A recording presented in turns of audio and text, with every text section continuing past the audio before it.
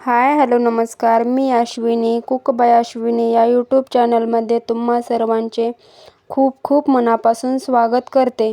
तर इथे पाहू शकता या शेंगा कशाच्या आहेत त्या मला कमेंटमध्ये नक्कीच सांगा. आणि तुम्ही देखील या शेंगांना काय बोलता ते देखील मला सांगा. आमच्याकडे याला शेवग्याच्या शेंगा बोलतात. तर मी आज बनवणार आहे मस्त शेवग्याच्या शेंगाचे म्हणजे सूप. भरपूर विटॅमिन्स, कॅल्शियम आणि आयर्न असते याच्यामध्ये.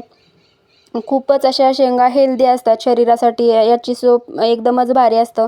ताकद वाढवण्यासाठी तर एकच नंबर असं हे सूप असतं. तर इथे पाहू शकता मी 4 शेंगा घेतलेल्या होत्या आणि त्याच्यासाठी थोडंसं खोबरं देखील मी खिसून घेतलेलं होतं. तुम्ही याच्यामध्ये ओला नारळ देखील घालू शकता. तर इथे पाहू शकता मी कढई ठेवलेली आहे गॅसवर आणि गॅसवर कढई ठेवल्यानंतर लगेच मी तेल देखील गरम करून घेतलेलं आहे. तर पाहू शकता तेल गरम झालं की त्याच्यामध्ये मी फक्त जिरे टाकलेले आहेत आणि जिरे टाकले की लगेच याच्यामध्ये मी आपण मस्त धुवून कापून घेतलेल्या शेंगा घ्यायच्या आहेत. मी इथे 1 ते 1.5 इंचच्या कापवर काप करून घेतलेले आहेत. पाहू शकता. तुम्ही हवा असेल तर लहान मोठे करू शकता. तर इथे याच्यामध्ये 2 मिनिट शेंगा परतवून झाल्यानंतर याच्यामध्ये लगेच मी किसलेला खोबऱ्याचा कूट देखील घातलेला आहे. पाहू शकता. आणि मस्त असं 2-3 मिनिट परतवून घ्यायचं आहे.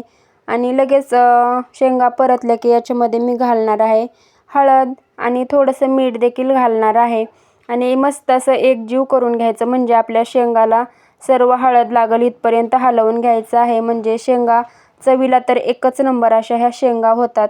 आणि सर्व एक म्हणजे सिक्रेट मसाला माझा म्हणजे मी इथे टाकलेला आहे फक्त आणि फक्त किचन किंग मसाला. बाकी कोणतेही मसाले नाही ॲड केलेले. आणि मला हे सूप बनवायचं होतं म्हणून मी भरपूर असं एवढं पाणी ओतलेलं आहे. ती तुम्हाला व्हिडिओमध्ये दाखवतच आहे. आणि याच्यामध्ये मी चवीनुसार मीठ देखील टाकलेलं आहे. तर पाहू शकता मी आता आपल्या शेंगा 2 मिनिट मस्त परतवून झालेल्या आहेत. आणि सूप देखील किती मोठं सूप बनवलेलं आहे पहा. आणि याच्यामध्ये मी 1 चम्मच एवढं मीठ घातलेलं आहे. आणि मस्त अशी उकळी काढून घ्यायची आहे म्हणजे शेंगा शिजेपर्यंत.